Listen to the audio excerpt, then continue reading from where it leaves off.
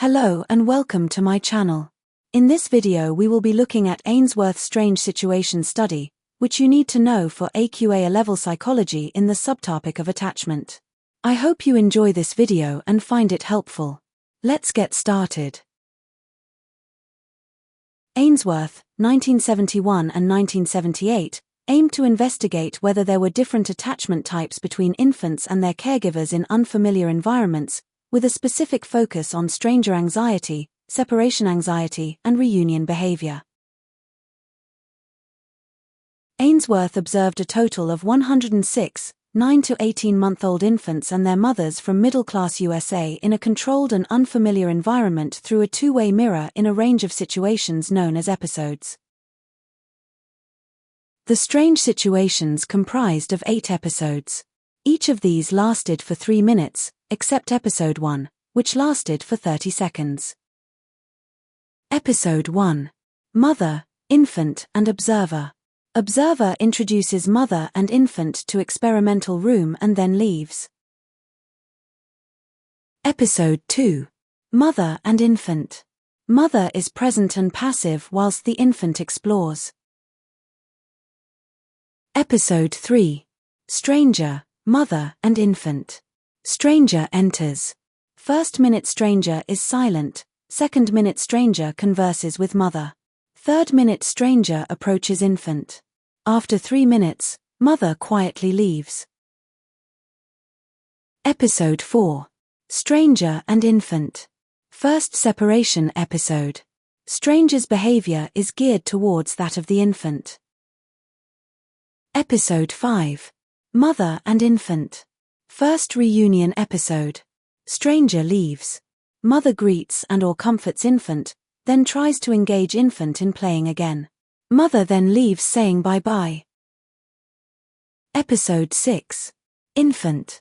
Second separation episode. Infant is alone. Episode 7. Stranger and infant.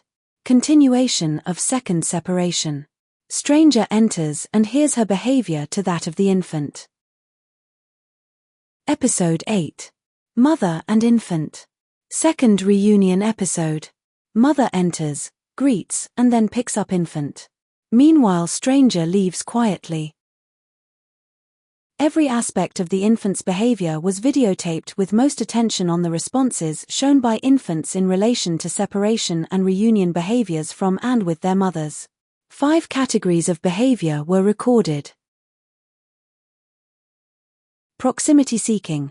An infant with a good quality attachment will stay fairly close to a caregiver.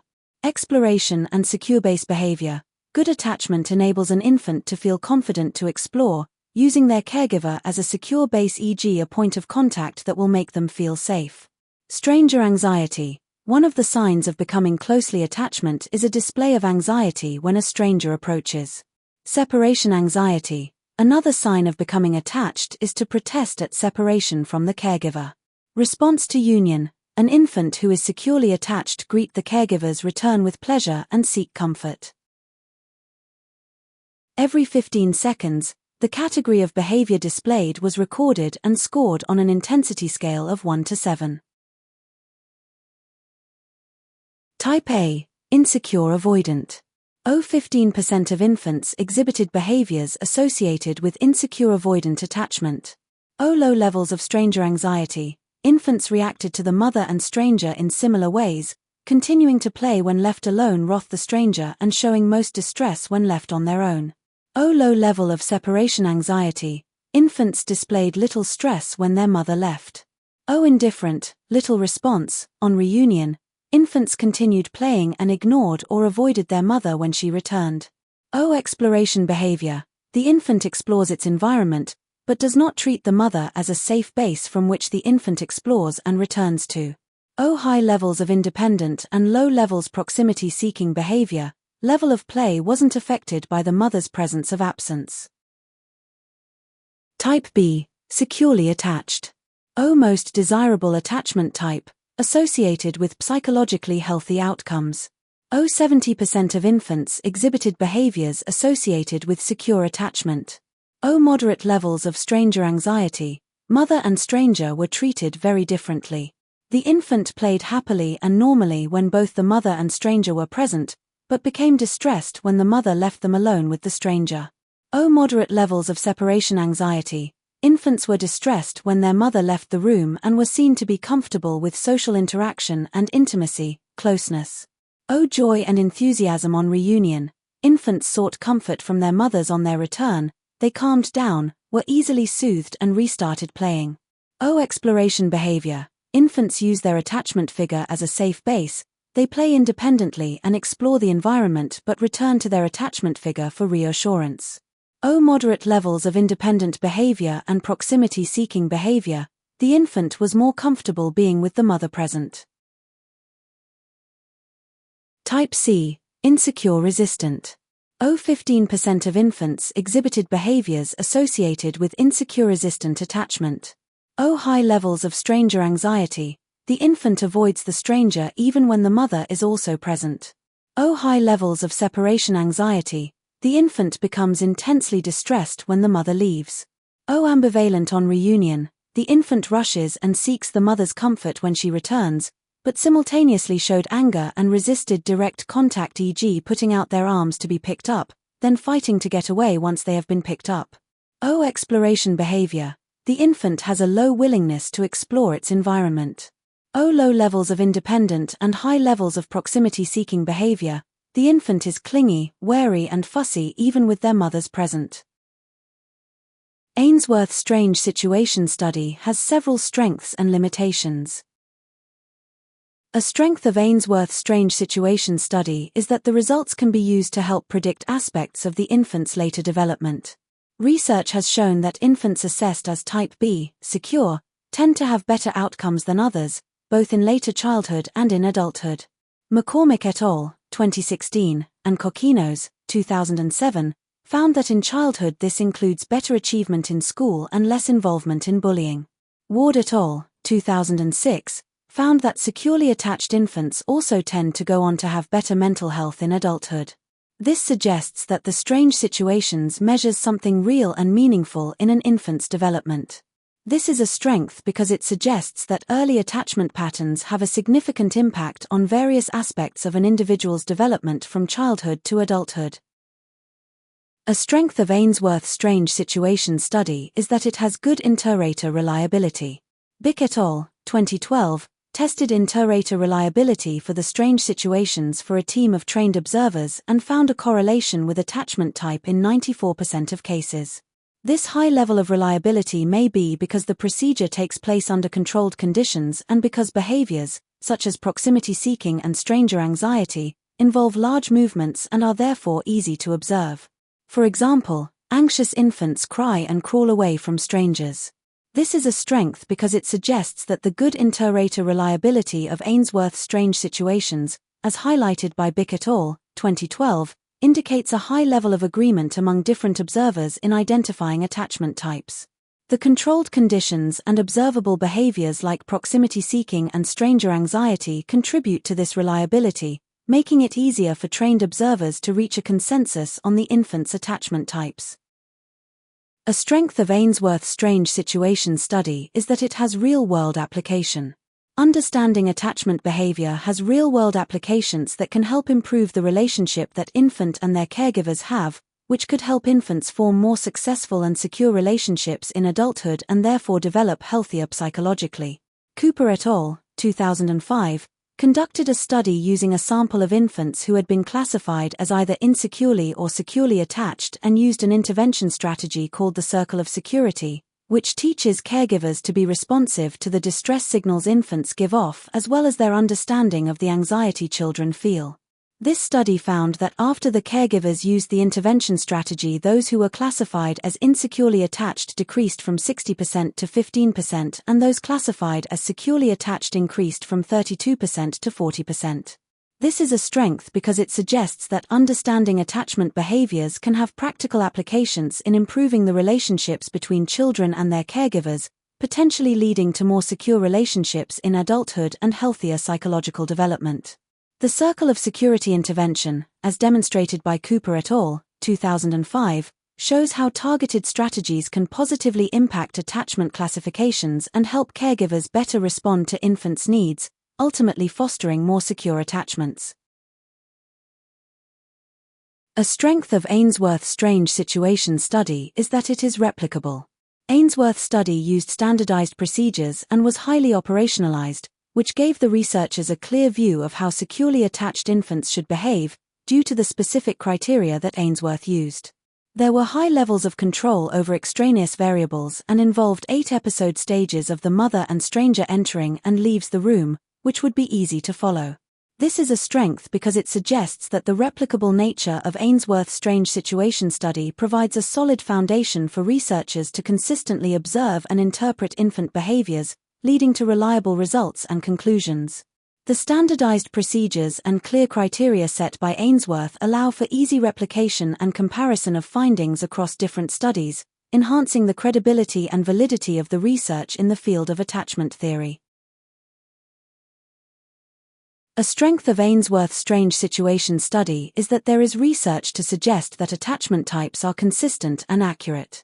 A longitudinal study by Main et al. Assessed children's attachment types in Ainsworth's strange situation before the age of 18 months with both parents and retested at 6 years old. Results found considerable consistency in attachment, with 100% of those classified secure as infants reclassified the same again and 75% of avoidant infants reclassified the same again at age 6. This is a strength because it suggests that the consistency and accuracy of attachment types observed in Ainsworth's strange situation study are maintained over time, providing valuable insights into the stability of attachment patterns from infancy to later childhood, as demonstrated by Main et al.'s longitudinal research.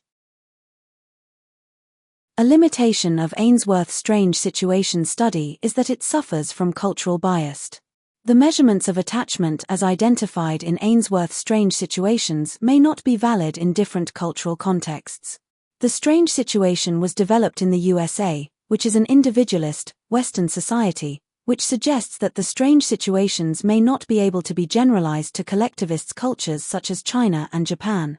One reason for this is that infants have different experiences in different cultures, and these experiences may affect their responses to the strange situation. Takahashi, 1990, conducted a study in Japan, where mother and infant separation is very rare, and found that a disproportionate amount of infants displayed very high levels of separation anxiety and were therefore classified as insecure resistant. Vanage Zendorn and Kroonenberg, 1988, conducted a meta-analysis study with infants and caregivers in Germany, where infants are encouraged to be independent, and found that infants were more commonly classified as insecure avoidant. This is a limitation because it suggests that the cultural bias inherent in Ainsworth's strange situation study may restrict its applicability to diverse cultural contexts, as highlighted by the studies conducted in Japan and Germany. The findings from these studies emphasize the necessity of considering cultural variations in attachment research to ensure a comprehensive and inclusive understanding of attachment behaviors across different societies. A limitation of Ainsworth's strange situation study is that there is research to suggest that there are more than 3 attachment types, which undermines Ainsworth's conclusions from the strange situation study. Main and Solomon, 1986, identified a 4th category of attachment, insecure disorganized, or type D attachment, where a mixture of resistant and avoidant behaviors are displayed. They observed over 200 strange situation recordings and found this attachment type was characterized by a lack of any consistent patterns of social behavior, with infants not displaying any consistent attachment type. This suggests that the original classification system of attachment behavior was incomplete, as some infants did not fit into the original 3 categories of attachment. Ainsworth also did not conclusively explain how or why these differences in attachment form. This is a limitation because it suggests that the original classification system of attachment behavior, based on Ainsworth's strange situation study, may not encompass the full range of attachment types observed in infants. The identification of a 4th category, insecure disorganized, or type D attachment, by Main and Solomon challenges the completeness of Ainsworth's initial 3 attachment classifications. The presence of infants displaying inconsistent attachment behaviors not fitting into the original categories indicates a need for a more comprehensive understanding of attachment patterns beyond the traditional classifications established by Ainsworth. A limitation of Ainsworth's strange situation study is that it lacks ecological validity.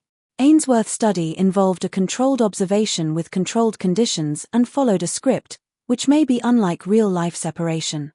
These conditions were unfamiliar to the infant and most likely did not represent the attachment type displayed when the infant was at home. Brophenbenner, 1979, found infants were more distressed when separated from parents in the laboratory situation than at home due to the unfamiliar environment. This is a limitation because it suggests that the controlled nature of Ainsworth's strange situation study may not accurately reflect real-life attachment behaviors in natural settings.